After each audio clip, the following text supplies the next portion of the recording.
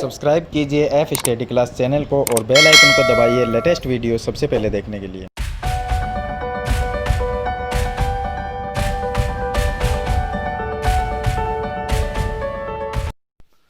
Hello students, आज हम इस वीडियो में कक्षा 8 की प्रश्नावली है 7.1। इसका क्वेश्चन नंबर 2 सरल करेंगे। पीछे वाली वीडियो मैंने आपको क्वेश्चन नंबर 1 बता दिया था, जो आपको आई बटन पे लिंक मिल जाएगा या इस वीडियो के लास्ट में एंड स्क्रीन पे वो वीडियो आपको मिल जाएगी। तो उस वीडियो में हमने क्या किया था कि कौन सी संख्या पूर्ण घन है और कौन सी नहीं है, इस चीज़ के बारे में पता किया था। क्वेश्चन नंबर 2 में हमें ये बताना है कि वह सबसे छोटी संख्या ज्ञात कीजिए जिससे निम्नलिखित संख्या को गुणा करने पर पूर्ण घन प्राप्त हो जाए।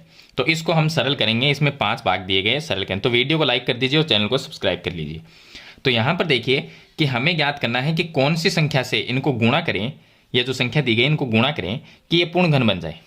तो सबसे पहले हम बात करते हैं 243, यानी 243 क्या है? एक पूर्ण घन नहीं है, ये क्वेश्चन में लिखा है, क्योंकि कोई भी इनमें से संख्या पूर्ण घन नहीं है। तो हमें तो ये बताना है कि जैसे 243 है तो इसको हम कौन सी संख्या से गुणा करें ताकि ये क्या बन जाए? पूर्ण घन संख्या बन जाए।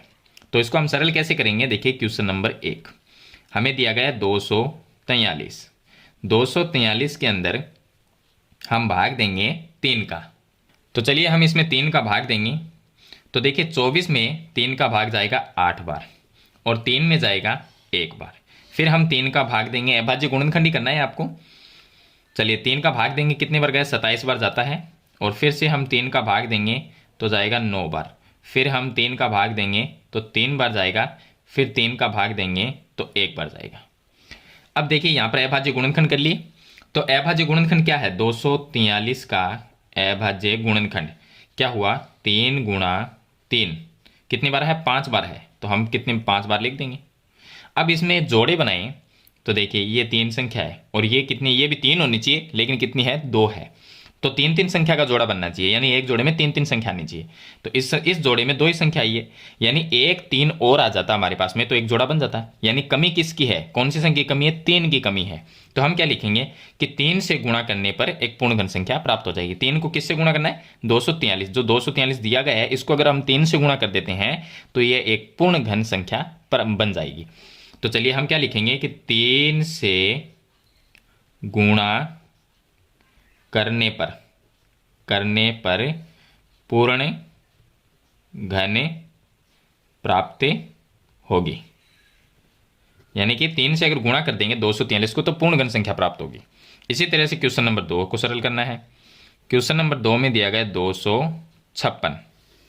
चलिए 256 में हम भाग देंगे। अब देखिए लास्ट में 6 है तो 2 का भाग दे सकते हैं। 2 का 2 में भाग गया 1 बार, 5 में जाएगा 2 बार और 16 में जाएगा 8 बार।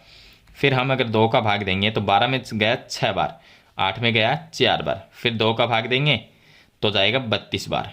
32 दूनी 64 होता है तो 32 बार गया। फिर 2 का भाग देंगे तो 16 आ जाएगा। फिर 2 का भाग देंगे तो 8 आ जाएगा। फिर 2 का भाग देंगे इसमें तो 4 आ गया। फिर 2 का भाग देंगे तो 2 आ जाएगा और फिर 2 का भाग देंगे तो 1 आ जाएगा। तो यहाँ पर अभाज्य गुणनखंड क्या हुए वो लिख लेंगे। चलिए 256 के अभाज्य गुण कितने हैं? 2 4 6 और 2 8।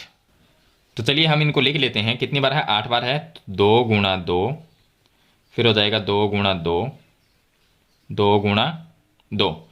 तो यहाँ पर आ गए 6 बार और ये 2 गुणा 2 8। तो जोड़े बनाए तो 3 ये हो गए, 3 ये, यानी एक एक जोड़े में 3-3 संख्या होगी। तो ये जोड़ा बन गया, ये भी बन गया और इसमें एक 2 की कमी है। अगर एक 2 और होता तो जोड़ा बन जाता। यानी कि हम क्या लिखेंगे? 2 की कमी है तो हम ये लिख देंगे कि 2 से गुणा करने पर पूर्ण घन प्राप्त होगी। पूर्ण घन प्राप्त होगी। तो इस तरह से इन क्वेश्चन को आपको सरल करना है। इसके बाद में चलिए क्वेश्चन नंबर 3। इसमें दिया गया 72। तो 72 को हम अभाज्य गुणनखंड करेंगे। 72 का 2 का भाग देंगे तो कितना आएगा? 36 आएगा। 36 दूनी 72 होते हैं। फिर 36 में 2 का भाग 18 आ जाएगा। फिर 2 का भाग देंगे तो 9 आ गया और 9 में भाग 2 का तो जाएगा नहीं, तो 3 का भाग जाएगा, क्योंकि 3 के पाड़े में 9 आता है। तो 3 का भाग देंगे 3 बार गया और फिर 3 का 3 में भाग देंगे तो 1 बार गया। अब इसमें देखिए अभाज्य गुणनखंड देखें तो इसके तो 72 का अभाज्य गुणनखंड क्या हुआ? 2 गुणा 2 और नीचे क्या है 3 गुणा 3। तो देखिए इसमें तो एक जोड़े में 3 संख्या आ गई, दूसरे जोड़े में 2 ही संख्या है। एक संख्या अगर 3 और होता तो क्या होता, जोड़ा बन जाता। तो हम क्या लिखेंगे, 3 की कमी है तो हम क्या लिखेंगे, 72 को 3 से गुणा करने पे, या आप ऐसा लिख दीजिए 3 से गुणा करने पर, क्योंकि 3 की कमी है तो 3 से अगर गुणा कर देंगे तो एक 3 और आ जाएगा। तो 3 से गुणा करने पर क्या बन जाएगी, पूर्ण घन प्राप्त होगी। तो ये इसका आंसर हो जाएगा। अब इसके बाद में क्वेश्चन नंबर 4। क्वेश्चन नंबर 4 में हमें दिया गया है 675। 675 में चलिए हम भाग देंगे 3 का, तो 2 का भाग नहीं जाएगा क्योंकि लास्ट में 5 है। 3 का भाग देंगे, 3 का भाग 6 में गया 2 बार, 7 में गया 3 दूनी 6 2 बार, और 15 में गया 5 बार। फिर से हम 3 का भाग देंगे तो 2 में जाएगा नहीं, तो 22 में कितनी बार गया, 7 3 21 होते हैं, और 15 में गया 5 बार। फिर से हम 3 का भाग देंगे तो 25 आ जाएगा। अब 25 में 3 का भाग नहीं जाएगा, 5 का जाएगा, तो फिर 5 आ गया, और 5 में 5 का ही भाग जाएगा एक बार। तो 675 का अभाज्य गुणनखंड क्या हुआ, 675। अभाज्य गुणनखंड क्या हुआ, 3 गुणा 3, 3 गुणा 3, और फिर गुणा में 3, और फिर 5 गुणा 5। तो नीचे लिख देता हूँ मैं 5 गुणा। तो देखिए इस जोड़े में 3 संख्या आ गई, अगले जोड़े में 2 ही संख्या है, यानी एक 5 की कमी है। तो हम क्या लिखेंगे, 5 से गुणा करने पर, 5 से गुणा करने पर एक पूर्ण घन संख्या प्राप्त होगी। तो ये लिख सकते हैं। चलिए इसके बाद में क्वेश्चन नंबर 5, इसमें दिया गया 100। 100 का अभाज्य गुणनखंड करते हैं, 2 का भाग देंगे 50 आ गया, 2 का भाग देंगे 25 आ गया, 25 में 5 का भाग देंगे तो कितना आया 5, और 5 का फिर 5 में भाग देंगे तो 1। अब 100 का अभाज्य गुणनखंड क्या हुआ, 100 का हुआ 2 गुणा 2, और आगे हुआ 5 गुणा 5। अगर जोड़े बनाए तो देखिए इस जोड़े में 2 की कमी है और इस जोड़े में 5 की कमी है, यानी इसमें से 5 और इसमें से 2, अगर दोनों को गुणा करें तो कितना होगा, 5 दूनी 10 होगा, क्योंकि इसमें 2 की कमी है और इसमें 5 की कमी है। तो 2 संख्याएं हो गई हमारे पास में, एक 2 हो गया एक 5 हो गया। दोनों को गुणा करें तो क्या आया, 10 आया। अगर हम 10 से गुणा कर दें, क्या लिखेंगे, 10 से गुणा करने पर पूर्ण घन प्राप्त होगी, पूर्ण घन प्राप्त होगी, ये लिख देंगे। तो ये होगा इसका क्वेश्चन नंबर 2। चलिए इसके बाद में शुरू करते हैं हम क्वेश्चन नंबर 3। अब देखिए क्वेश्चन नंबर जो 3 है, इसमें हमें दिया गया है कि वह सबसे छोटी संख्या ज्ञात कीजिए जिससे निम्नलिखित संख्याओं को भाग देने पर भागफल एक पूर्ण घन संख्या प्राप्त हो जाए। क्वेश्चन नंबर 2 का अपोजिट यानी उल्टा है। क्वेश्चन नंबर 2 में हमें ये लिखा था कि कौन सी संख्या से गुणा करने पर पूर्ण घन प्राप्त होगी, और इसमें यह बताना है कि कौन सी संख्या का भाग देने से पूर्ण घन संख्या प्राप्त होगी। तो जैसे हम पीछे के क्वेश्चन में क्वेश्चन नंबर 2 में ये लिखते थे कि मान लीजिए 2 की कमी है, तो हमने क्या लिखा कि 2 से गुणा करने पर, और यहाँ पर क्या लिखेंगे, जो 2 है, मान लीजिए कोई भी संख्या है, उससे गुणा करने पर भाग देने पर यह पूर्ण घन प्राप्त हो जाएगी। तो उसका उल्टा है, सिर्फ ज़्यादा इसमें कोई वैसे अलग नहीं है क्वेश्चन, सेम ही क्वेश्चन है। तो देखिए क्वेश्चन नंबर जो 3 है, इसमें जो क्वेश्चन ये दिए गए जो संख्या है, ये क्या है, पूर्ण घन नहीं है। हमें यह बताना है कौन सी संख्या का भाग दें ताकि ये पूर्ण घन संख्या बन जाए। तो चलिए हम क्या करेंगे, पहले 81 का अभाज्य गुणनखंड। तो 1 नंबर क्वेश्चन है 81। 81 का हम करेंगे अभाज्य गुणनखंड। 81 में भाग कितने का देंगे, 3 का। अब 3 का भाग जाएगा 81 में, क्योंकि 2 का तो जाएगा नहीं, तो हम क्या लिखेंगे 27, और 27 में भाग जाएगा 3 का 9 बार, फिर 3 का भाग देंगे 3 बार, और फिर 3 का 3 में भाग देंगे 1 बार जाएगा। तो अभाज्य 81 का अभाज्य गुणनखंड क्या हुआ, 81 का हुआ 3 गुणा 3, 4 बार है तो 4 बार लिख देंगे। देखिए इस जोड़े में 3 संख्या आ गई, यानी एक जोड़ा तो बन गया, और दूसरे संख्या, अब भाग की बात करें तो दूसरे जोड़े में एक ही संख्या है। अगर ये 3 ना आता, मान लीजिए 3 नहीं होता, तो क्या होता, इस जोड़े में 3 संख्या आ गई तो ये पूर्ण घन संख्या हो जाती। तो ये हम क्या लिखेंगे कि जो 3 एक्स्ट्रा है, यानी ज़्यादा जो है संख्या, ये 3 है वो ज़्यादा है, तो हम क्या लिख देंगे कि अगर 3 का भाग दिया जाए। अब 3 का भाग देने का मतलब क्या है, अगर हम 81 में 3 का भाग दे देंगे और फिर इसका अभाज्य गुणनखंड करेंगे तो ये 3 नहीं आएगा, सिर्फ ये 3 ही आएंगे। तो ये 3 नहीं आएगा तो इसका मतलब क्या हुए, जोड़ा बन गया, और जोड़ा बन गया तो वो पूर्ण घन संख्या हो जाएगी। तो हम क्या लिखेंगे, ये 3 जो एक्स्ट्रा है इसके लिए हम ये लिख देंगे 3 से भाग देने पर पूर्ण घन प्राप्त होगी, प्राप्त होगी, ये लिख देंगे। इसी तरह से आपको नेक्स्ट क्वेश्चन करना है जो कि 128। क्वेश्चन नंबर 2 क्या है? 128। 128 में 2 का भाग देंगे तो 12 में गया 6 बार और 8 में गया 4 बार। फिर हम 2 का भाग देंगे तो 32 बार जाएगा और 32 में भाग जाएगा 2 का 16 बार। 16 में भी 2 का भाग जा सकता है 8 बार। 8 में भी 2 का भाग जाता है 4 बार। 4 में 2 का भाग जाता है 2 बार और 2 में 2 का भाग जाता है 1 बार। तो अभाज्य गुणनखंड क्या हुआ? अभाज्य गुणनखंड हुआ 2 गुणा 2। देखिए 1 2 3 4 5 6 और 7, 7 बार है। तो हम क्या लिखेंगे? 128 का अभाज्य गुणनखंड कितने बार है? 7। यहाँ पर 3 6 और 1 7 बार। 2 2 गुणा 2 गुणा 2 गुणा 2 और गुणा 2। तो देखिए इस जोड़े में 3 संख्या आ गई, ये जोड़ा बन गया, ये भी एक जोड़ा बन गया। एक्स्ट्रा क्या है? 2 है। तो हम क्या लिखेंगे? 2 से भाग देने पर जो संख्या ज़्यादा है उससे ही लिख देंगे कि 2 ज़्यादा है तो 2 से भाग देने पर पूर्ण घन प्राप्त होगी। तो ये हो गया क्वेश्चन नंबर 2 का आंसर। इसी तरह से आपको क्वेश्चन नंबर 3 करना है। इसमें 135 का अभाज्य गुणनखंड। अब 135 जो है इसमें जो हम भाग देंगे तो इसमें 3 का भाग देंगे, क्योंकि लास्ट में 5 है तो 2 का भाग जाएगा नहीं, तो हम भाग देंगे 3 का। 13 में कितनी बार गया? 4 बार और 15 में गया 5 बार। फिर से हम 3 का भाग देंगे तो यहाँ पर 3 का भाग इसमें जाएगा, देखिए 15 बार, क्योंकि 3 का भाग 4 में गया 1 बार, फिर 15 में गया 5 बार। फिर से हम 3 का भाग दे सकते हैं, 5 बार जाएगा और 5 में 5 का भाग 1 बार। तो अभाज्य गुणनखंड क्या हुआ? 135 का हुआ 3 गुणा 3 गुणा 3 गुणा 5। तो इस जोड़े में ये संख्या आ गई, एक जोड़ा बन गया। आगे क्या है? ज़्यादा क्या है? 5 है। तो 5 अगर नहीं होता तो ये पूर्ण घन होती। तो इसका मतलब हम क्या लिखेंगे? 5 से भाग देने पर, आप लिख सकते हैं 5 से भाग देने पर पूर्ण घन संख्या प्राप्त हो जाएगी। चलिए इसी तरह से आगे है 192। 192 में 2 का भाग देंगे। 19 में गया 9 दूनी 18 और 12 में गया 6 बार। फिर से हम 2 का भाग देंगे तो 9 में कितनी बार गया? 4 बार और 16 में गया 8 बार। फिर हम 2 का भाग देंगे तो 24 दूनी 48 होते हैं, 24 आएगा। फिर 2 का भाग देंगे 12, फिर 2 का भाग देंगे 6 आ जाएगा और फिर 2 का भाग देंगे 3 और फिर 3 का भाग देंगे तो 1। अब अभाज्य गुणनखंड क्या हुआ? अभाज्य गुणनखंड हुआ 192 का अभाज्य गुणनखंड। देखिए 3 और 3 6 और 1 7, तो 2 गुणा 2 गुणा 2 गुणा 2, 6 बार लिखना है इस तरह से आपको, और फिर गुणा में 3। तो देखिए एक जोड़े में 3 संख्या, दूसरे में 3 संख्या और एक्स्ट्रा क्या है? 3 है। तो हम क्या लिखेंगे? 3 से भाग देने पर, 3 से भाग देने पर क्या होगी? पूर्ण घन संख्या प्राप्त होगी। चलिए आगे है 704। 704 है, इसमें भी पहले 2 का भाग देंगे।